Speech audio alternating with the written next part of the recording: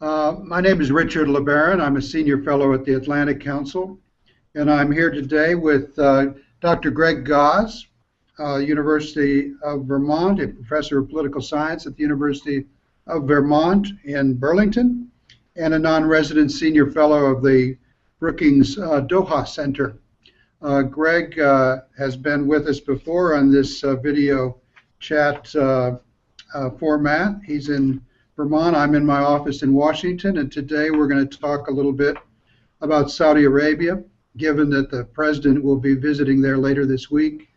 And we have an Arab League summit going on at the same time this week. So there's a lot of activity out there, a little bit being overshadowed by events in the Ukraine, but I think as we get later in the week, the Middle East will come back into focus a little bit with the president being in Riyadh. It's a snowy day here in Washington, and I hear it's cold in Vermont, but Greg, it's always good to have you on the air with us. And why don't we just go into the president's visit? He'll be there, as we said, later this week. My impression is that his senior officials, along with Saudi senior officials, have paved the way for a successful visit, as are all presidential visits, I'm told. And some of the issues related to Iran and Syria that grew a little bit toxic late last year may have been smoothed over. But what's your impression of the atmosphere and where the emphasis might be with the king and the president? I do think that things were smoothed over, but I don't think that this is going to be a particularly pleasant experience for either side. I think that there are some pretty big differences in terms of tactics between the U.S. and Saudi Arabia on Iran, on Syria, and on Egypt. I actually don't think that the ultimate goals of either side are all that different, maybe in Egypt a bit. But I think that the Saudis are still worried about the Obama administration's outreach to Iran.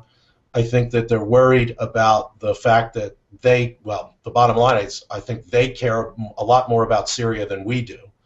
And on Egypt, I do think that there's this tension. The Saudis are enthusiastic supporters of the military coup, and the United States, we are kind of in between on that.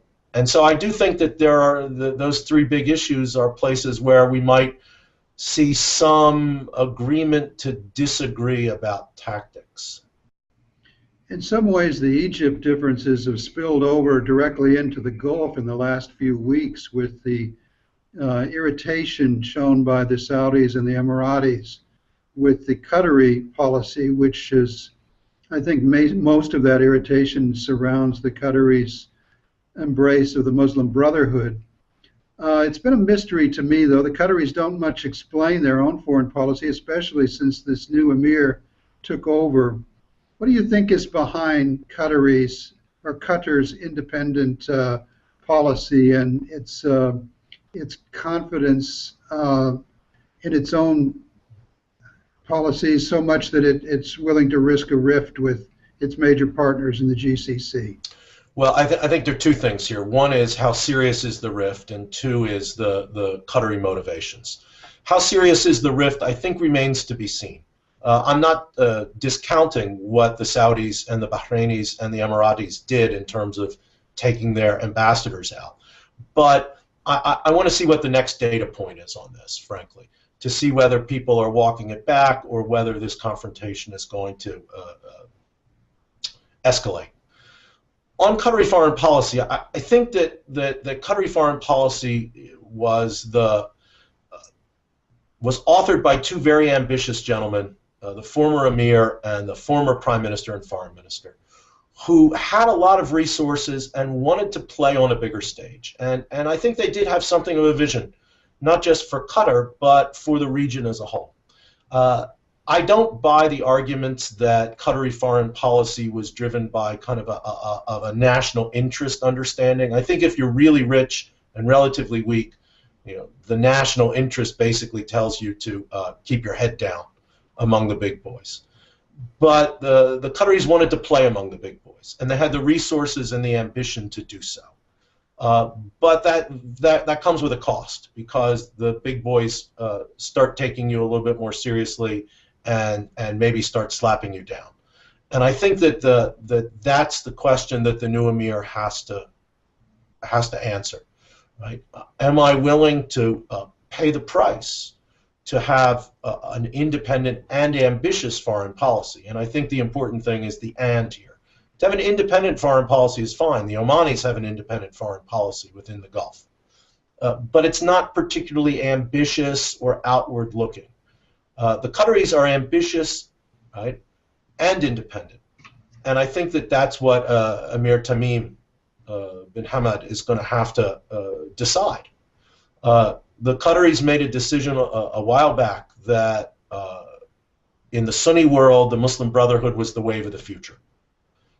That sets them directly against the UAE and Saudi Arabia these days.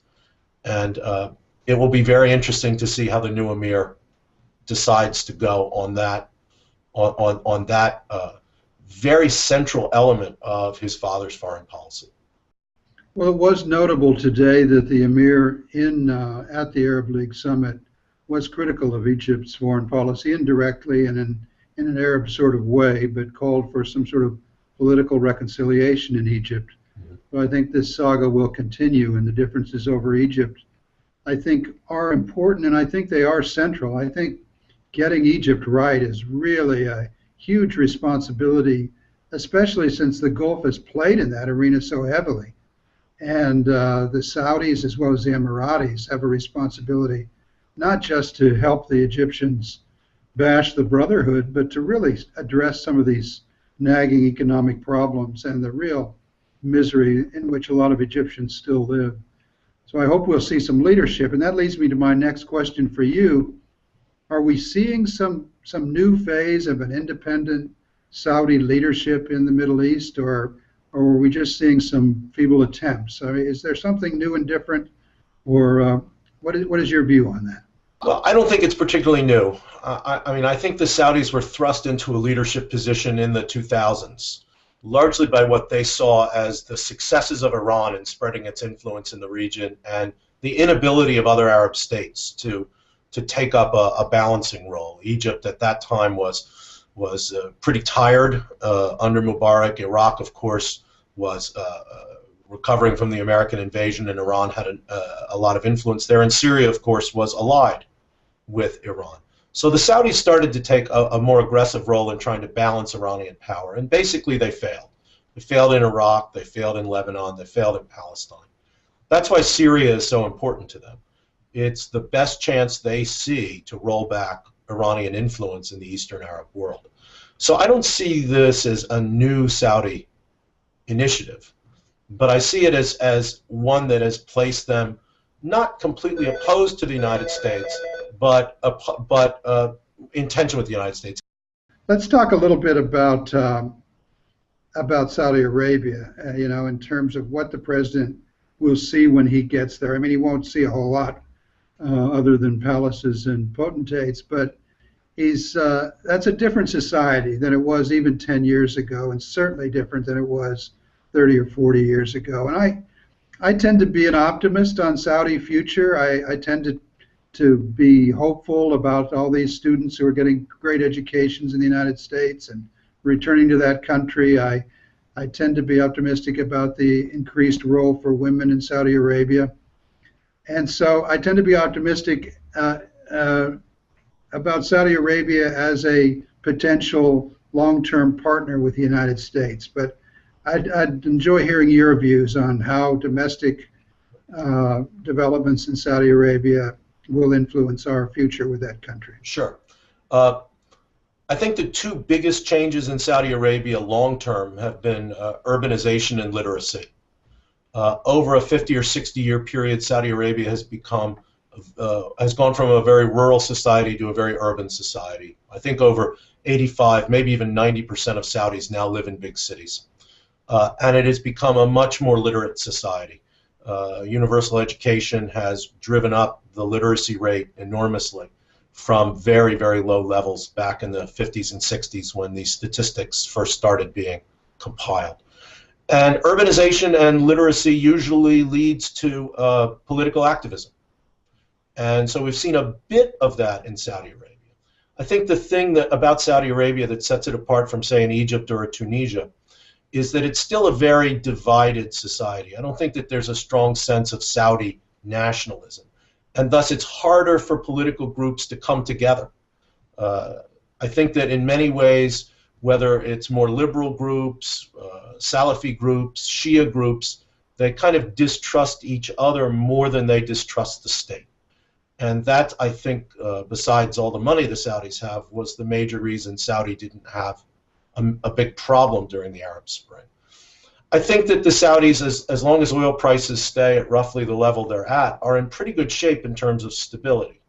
I think that the biggest problem in the near term for Saudi Arabia is going to be from the top, not the bottom. I think it's going to be the generational shift in leadership and how the elites of the Al Saud family work that out. It's already starting with some of the younger generation, the great generation of the grandsons of Abdulaziz, taking on much more important policy roles. But that transition is going to be, I think, the biggest issue over the next 5 years.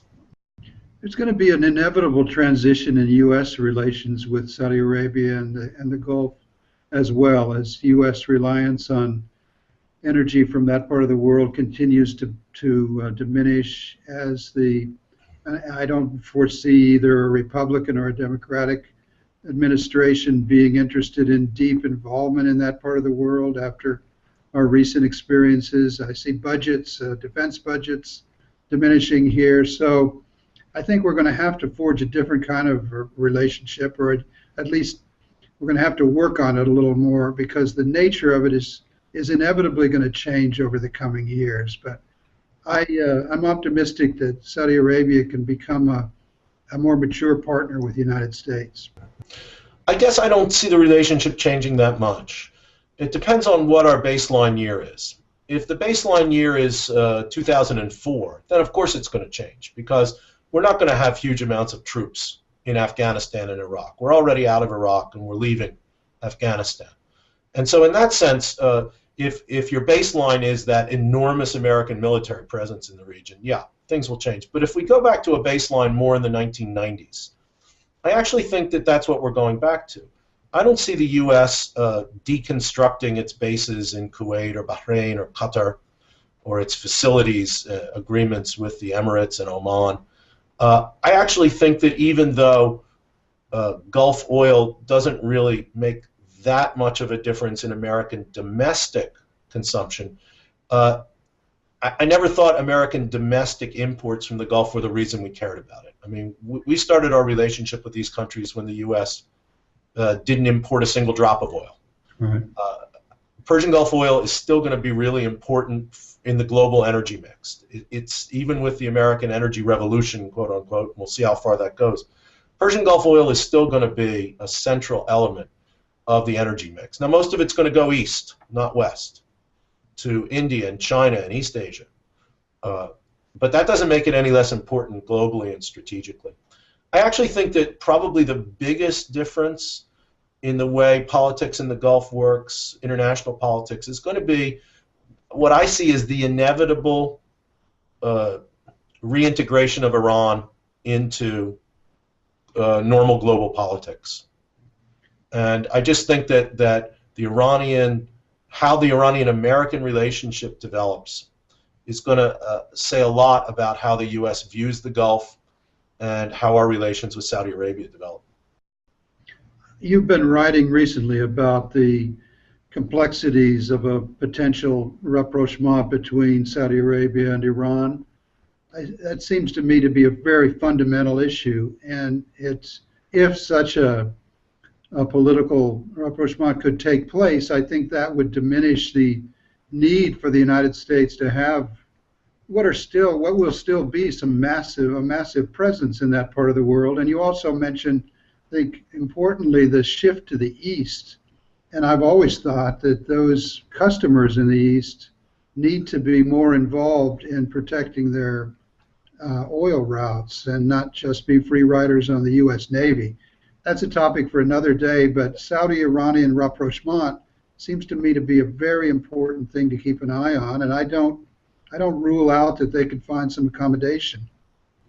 I don't rule it out either. I think that the current regime in Iran, President Rouhani, is looking for better relations with Saudi Arabia. I think that the Saudis have in the past been open to better relations with Iran during the Rafsanjani and Khatami periods, even at the beginning of the Ahmadinejad presidency. King Abdullah invited Ahmadinejad to Riyadh. The problems I see are domestic on both sides, but also regional. You have these power vacuums, these struggles for power in Iraq and Lebanon and Syria and Palestine and Yemen, and the big regional powers like Saudi Arabia and Iran are naturally drawn into them. I think that a real rapprochement will require both the Saudis and the Iranians to show a bit of restraint, which they haven't shown in past years in terms of involvement in these very debilitating and sectarian domestic struggles in these other places. And I don't know if the two sides have enough trust in one another to have kind of an agreement on mutual restraint in these arenas. Greg, we've run out of time, but it's always good to talk to you. I hope for both of us we have an American spring pretty soon. Amen. Regardless of what happens to the Arab Spring. But I always learn a lot when I talk to you, and I certainly appreciate you taking some time with us. My pleasure, Richard. Thank you.